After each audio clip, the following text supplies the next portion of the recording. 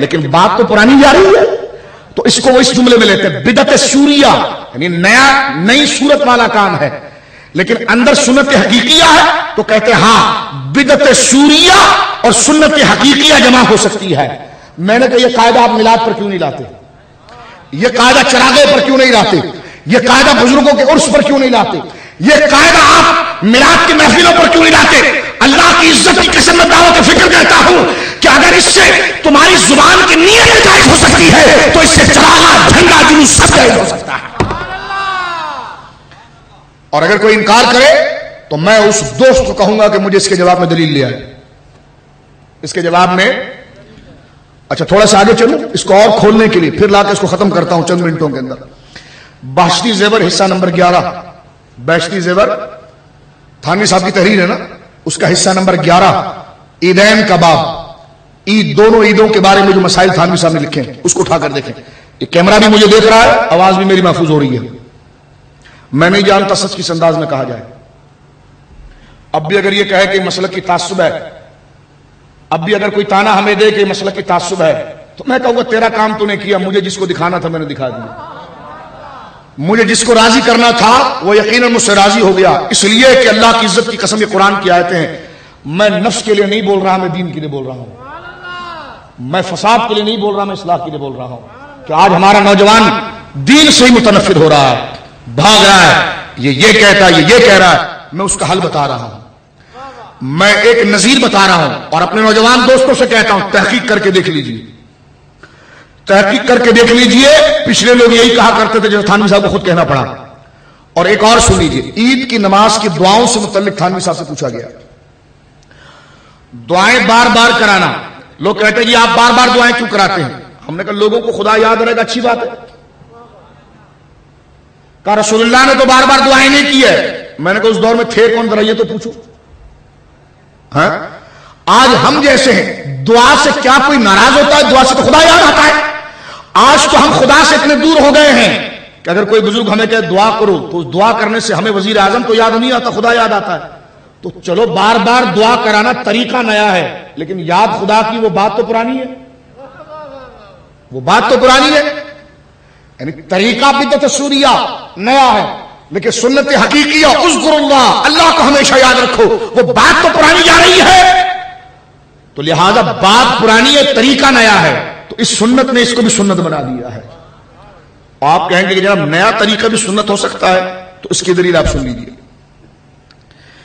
فتاوی دارالعلوم دیوبند جلد نمبر 2، عزیز الرحمان صاحب جو مفتی دارالعلوم دیوبند سب سے پہلے ہیں، ٹھیک ہے، میں نے پہلے کہا تنقید نہیں ہے، تحقیق کی بات کر رہا ہوں، کیوں کتابیں لکھی گئی ہے تو بیان کرنے کے لیے لکھی گئی ہے نا۔ فتاوی جب شائع ہو گیا تو اس کا نام لینے میں کون سا گناہ ہے، اس میں نام لینے میں کون سی فرقہ واریت ہے؟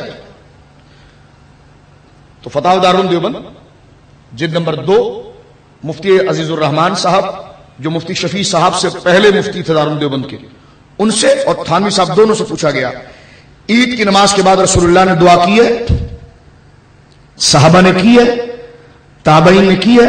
تھانوی صاحب صاف لکھتے ہیں عید کی نماز کے بعد جو امام صاحب دعا کرتے ہیں یہ رسول اللہ نے کبھی نہیں کی۔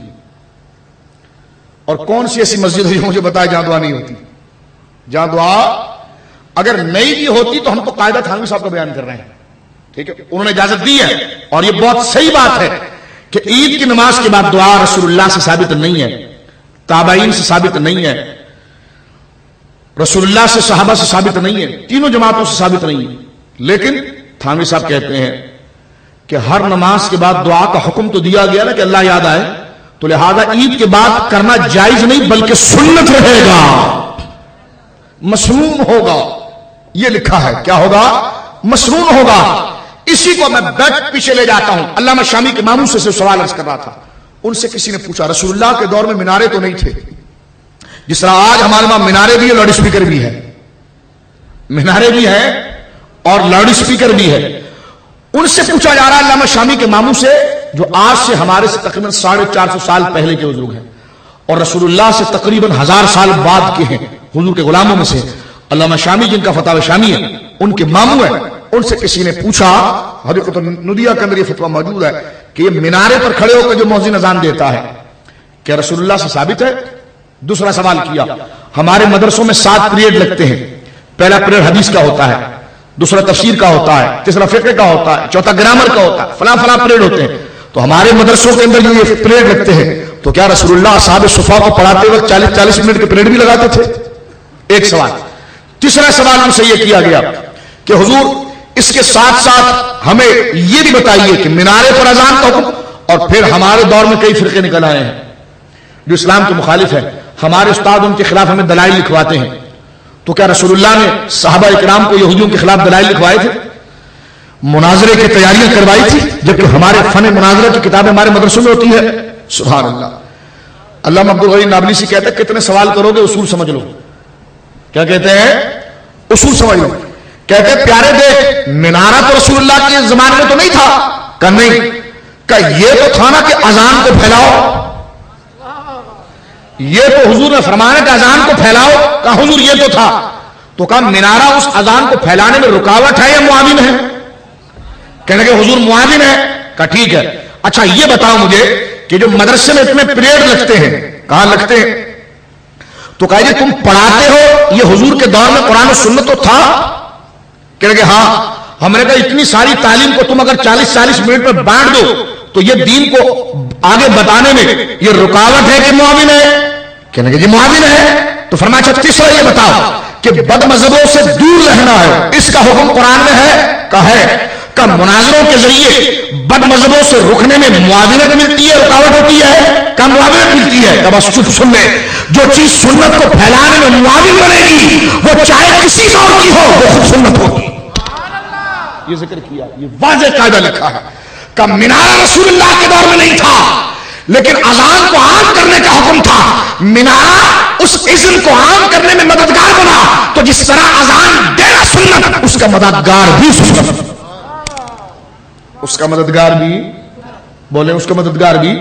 اور تھانوی صاحب کا یہ قاعدہ اگر یاد رکھا جائے، سنت حقیقیہ اور بدعت حقیقیہ اس کا اجتماع نہیں ہو سکتا، لیکن سنت حقیقیہ اور بدعت سوریہ کا اجتماع ہو سکتا ہے، یہی بات۔ اسی طرح مفتی شفیع دارالعلوم کراچی کے جو مفتی تقی عثمانی صاحب، ان کے والد گرامی نے معرف القرآن میں خود واضح طور پر حضرت سلیمان کا واقعہ ذکر کرتے ہوئے محراب کا ذکر کیا ہے۔ محراب مسجد کی رسول اللہ کے دور میں نہیں تھی، یہ خود لکھتے ہیں کہ رسول اللہ کے دور میں محرابیں نہیں تھی، لیکن آج مسجدوں میں ہو گئی ہے، تو بے دینی ہے تو مسجد میں کیوں ہے؟ کہ لگے جائز ہے اگر اس کو ضروری نہ سمجھا جائے، جائز ہے اس کو ضروری نہ سمجھا جائے۔ میں نے کہا اتنا تو آپ بھی مان گئے کہ نیا طریقہ اگر ہو اور شان دین کی بڑھ رہی ہو وہ جائز تو ہوتا ہے، ضروری نہ رکھا جائے۔ ہم نے کہا ضروری کی وضاحت کرو، ضروری اس کو کہتے ہیں جس کا کرنا فرض ہوتا ہے، واجب ہوتا ہے، وہ ضروری ہوتا ہے، لیکن اگر ضروری نہ سمجھا جائے تو وہ طریقہ آپ کے نزدیک بھی جائز ہے؟ کہ لگے ہاں، ہم نے کہا چراغا ہمارے نزدیک فرض نہیں ہے، واجب نہیں ہے، سنت نہیں ہے، ضروری نہیں ہے، دین کو پھیلانے کا مددگار ہے، تو پھر یہ جائز کیوں نہیں ہوا؟ توجہ ہے؟ یہ جائز، ضروری کی وضاحت کریں، آپ دین کی وضاحت کریں۔ ایک دوست مجھ سے کہنے لگے اس کو آپ نے دین بنا لیا ہے، تو میں نے کہا تو سارے بزرگوں نے لکھا کہ وہ تو دین تو بنے گا ہی، اس لیے کہ دین جس کے ذریعے جا رہا ہے تو بظاہر اس کو بھی دین کہہ دیا جائے گا، جس طرح حضرت مجدد صاحب کی میں نے مثال دی آپ کے سامنے، اس کو بھی دین کہہ دیا جائے گا کہ نہیں آپ نے دین بنایا اس لیے ہم اس کو بدعت کہتے ہیں۔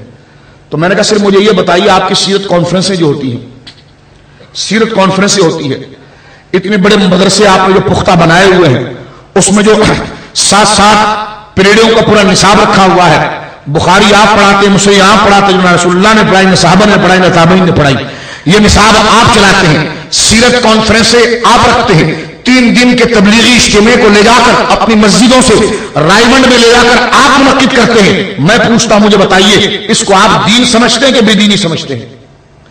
کیونکہ آپ کہتے ہیں جو نیا طریقہ وہ دین نہیں ہو سکتا، تو یہ طریقہ تو نیا ہے، اب بولیں کیا یہ طریقہ تو نیا ہے، یہ کیا ہے؟ اگر یہ بے دینی ہے تو سبحان اللہ بات ختم ہو گئی، اور اگر دین ہے تو پتہ چلا نیا طریقے کو دین کہنا آپ کے وہاں پر